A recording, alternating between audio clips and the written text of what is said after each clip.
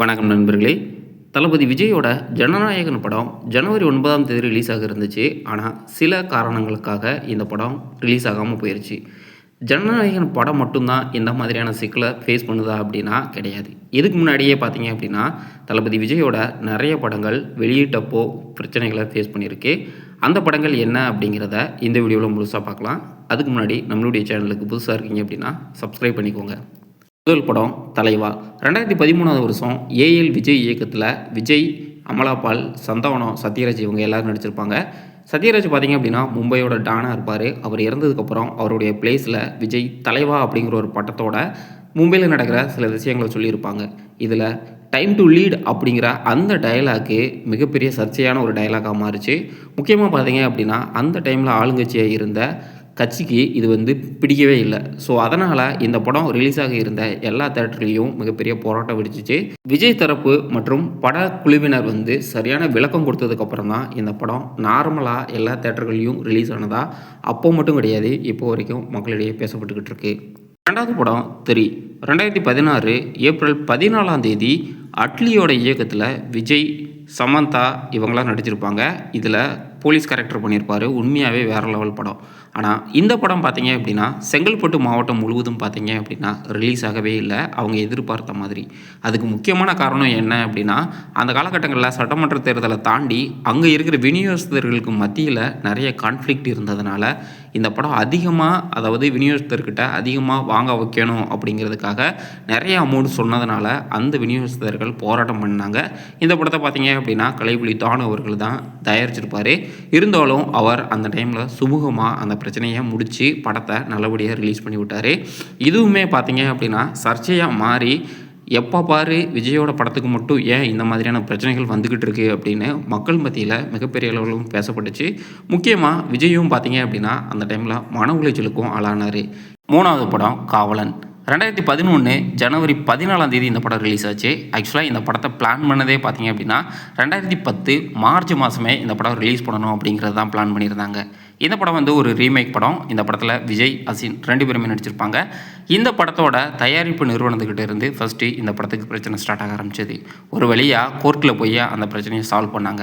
அதுக்கப்புறம் பார்த்தீங்க அப்படின்னா இந்த படம் கிறிஸ்மஸுக்கு ரிலீஸ் பண்ணிடலாம் அப்படின்னு பார்க்கும் பொழுது இவருடைய முந்தைய படமான சுறாவில் மிகப்பெரிய தோல்வி அடைஞ்சதுனால அதுக்கு நஷ்டஈடு வேணும் அப்படின்னு திரையரங்கு சைட்லேருந்து இவங்களுக்கு மிகப்பெரிய ப்ரெஷர் வர ஆரம்பிச்சது. அதையும் பேசி சரி கட்டிட்டாங்க. அதுக்கப்புறம் பார்த்தீங்க அப்படின்னா ஜனவரி 14 அதாவது அடுத்த வருஷம் ரிலீஸ் பண்ணலாம் அப்படின்னு வரும்பொழுது அந்த டைமும் பார்த்தீங்க அப்படின்னா திரையரங்கு சைடில் இருந்து இவங்களுக்கு பிரச்சனை வந்ததுனால இந்த படம் ஜனவரி 14 மதிய காட்சிகளில் இருந்து தான் படமே ரிலீஸ் ஆக ஆரம்பிச்சது. அந்த அளவுக்கு இந்த படத்தை மிகப்பெரிய அளவில் நெருக்கடி கொடுத்தாங்க அப்படின்னு தான் சொல்லலாம். விஜயே நேரடியாக புலம்ப ஆரம்பிச்சிட்டாரு. அதாவது திணுசாக பிரச்சனை வருது அப்படிங்கிற மாதிரி. நாலாவது படம் புலி. 2015 அக்டோபர் 1ஆம் தேதி இந்த படம் ரிலீஸ் ஆக பிளான் பண்ணி வச்சுருந்தாங்க. ஆனால் கரெக்டாக சொல்லி வச்ச மாதிரி மொதல் நாள் அதாவது 30ஆம் தேதி பார்த்தீங்க அப்படின்னா இந்த படத்தில் நடித்த நடிகர்கள், நிதி நிறுவனம் எல்லாரோட வீட்லேயும் வருமான வரித்துறை சோதனை நடத்த ஆரம்பிச்சிச்சு. இதனால் பார்த்தீங்க அப்படின்னா இந்த படத்தோடைய குழு பார்த்தீங்க அப்படின்னா மிகப்பெரிய அளவில் இஷ்யூவை ஃபேஸ் பண்ணாங்கன்னு தான் சொல்லலாம். ஏன் அப்படின்னா எல்லா இடத்துலையுமே ரைடு நடந்துக்கிட்டு இருக்குது. எல்லாரோடைய அக்கௌண்ட்டையும் ஃப்ரீஸ் பண்ணியிருக்காங்க. படத்தை ரிலீஸ் பண்ணுறதுக்கு அடுத்த நாள் அவங்களுக்கு வேலை பார்க்கணும். ஆனால் எல்லாரையுமே பிடிச்சி வச்சுருந்ததுனால இவங்களால் பிளான் பண்ண மாதிரி அடுத்த நாள் அதிகாலை காட்சிகள் எந்த இடத்துலையுமே ரிலீஸ் ஆகலை. 10 மணி காட்சிகள் மட்டும்தான் ரிலீஸ் ஆச்சு. அந்த டைமில் பார்த்தீங்க அப்படின்னா விஜய்க்கு நிறைய பேர் சப்போர்ட்டிவாக இருந்ததாகவும் அதனால தான் அந்த படம் ரிலீஸ் ஆச்சு அப்படின்னு இன்னும் நிறைய பேர் அவங்களுடைய பேட்டிகளில் சொல்லிக்கிட்டு தான் இருக்காங்க. இப்படி விஜயோட ஒவ்வொரு படமும் தொடர்ந்து பிரச்சனைகளை ஃபேஸ் பண்ணி தான் வெளியே வந்துக்கிட்டு இருக்கு. முக்கியமாக பார்த்தீங்க அப்படின்னா இந்த வருஷம் ஜனவரி 9ஆம் தேதி ரிலீஸ் ஆக இருந்த ஜனநாயகனை சொல்லலாம். இந்த படம் ஃபஸ்ட்டு பார்த்தீங்க அப்படின்னா பிளான் பண்ண மாதிரி ஜனவரி 9 ரிலீஸ் ஆகும் அப்படின்னு சொல்லியிருந்தாங்க. அதுக்கப்புறம் பார்த்தீங்க அப்படின்னா தணிக்கை குழு இந்த படத்தில் நிறைய சர்ச்சைக்குரிய காட்சிகள் இருக்குது. முக்கியமாக மத நல்லிணக்கத்தை ஊறு விளைவிக்கும் விதமாக இந்த படம் ரொம்ப நிறைய காட்சிகள் வச்சுருக்காங்க. ஸோ அதெல்லாம் கட் பண்ணி தூக்கி எறியணும் அப்படிங்கிற மாதிரி சொன்னாங்க.